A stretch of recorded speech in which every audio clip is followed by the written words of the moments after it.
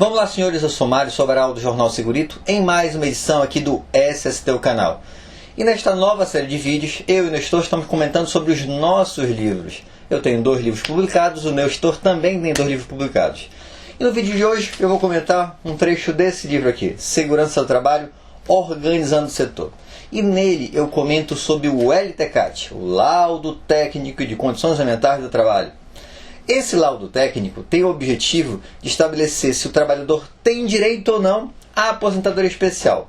Mas você sabe que ele pode ser substituído pelo PPRA. Porém, eu recomendo que isso não seja feito. Explico por quê. O laudo técnico ele tem que ser feito com base no anexo 4 do decreto 3048 de 89. Ok?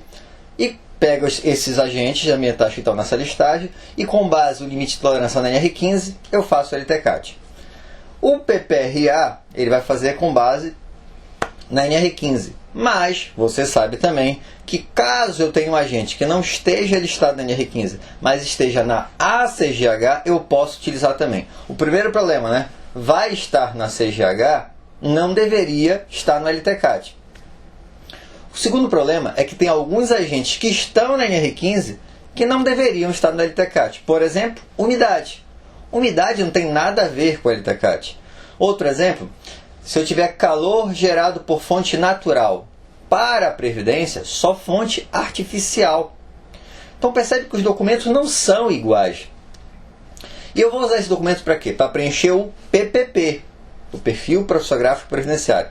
Então o que a gente tem que entender é o seguinte: PPRA é um programa para administrar os riscos ambientais da empresa. O LTCAT é um laudo, tem que ser conclusivo. Sim ou não, tem direito ou não tem direito à aposentadoria especial. Então, são formatos diferentes. O que eu poderia fazer? Fazer um PPRA com formato de laudo. Só que não é mais fácil eu pegar e fazer os 2 documentos? Eu vou ter todas as avaliações ambientais, faço os documentos separados e eu acho que fica mais prático e fica mais fácil de trabalhar desse jeito. Aproveitando que eu estou falando de LTCAT, eu vou falar do PPP. Então, eu pego o LTCAT, os dados do LTCAT, para colocar no PPP. E no PPP tem 5 perguntinhas que podem detonar com a gente.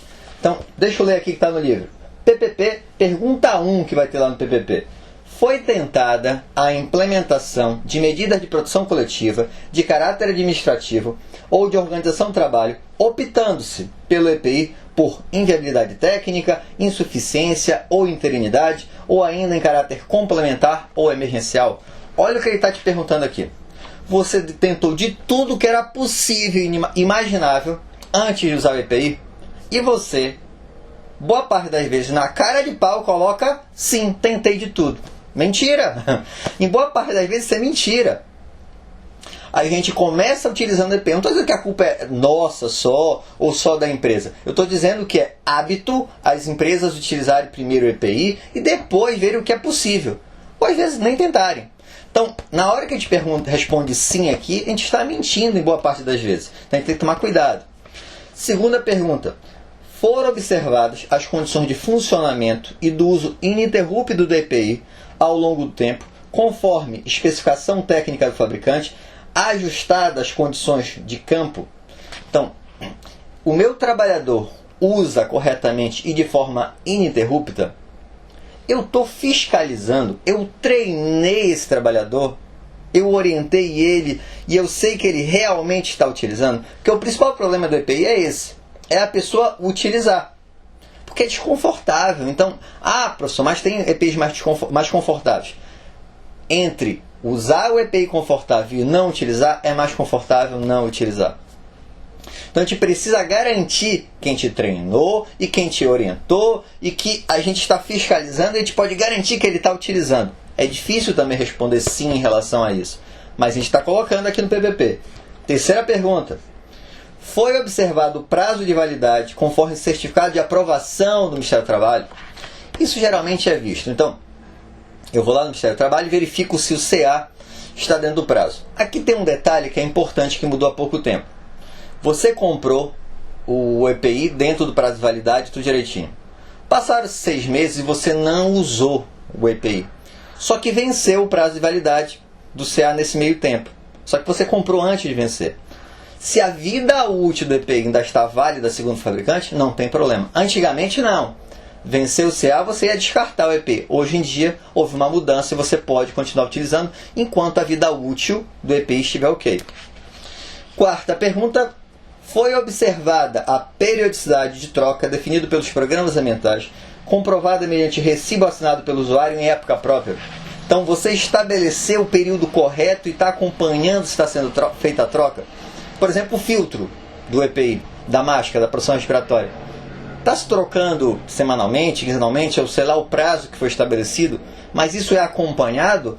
Ou o funcionário fica lá durante meses e quando ele quer que ele troca? Então, tem que haver uma periodicidade e a gente tem que acompanhar isso. A gente está fazendo isso? Sim ou não?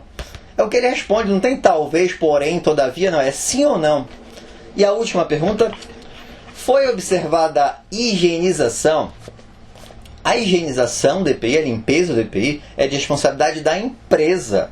Eu posso orientar o trabalhador? Até posso. Eu vou treinar esse trabalhador, vou ensinar ele como fazer a higienização.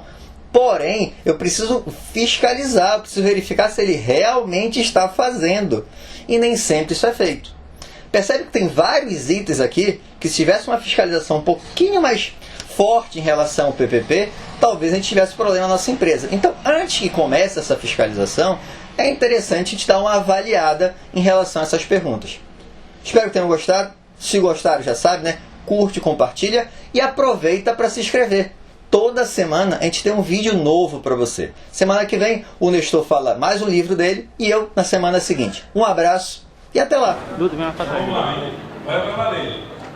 Olá, eu sou o gestor do site Segurança do Trabalho, M. Olá, eu sou Mário Sobral do Jornal Segurito.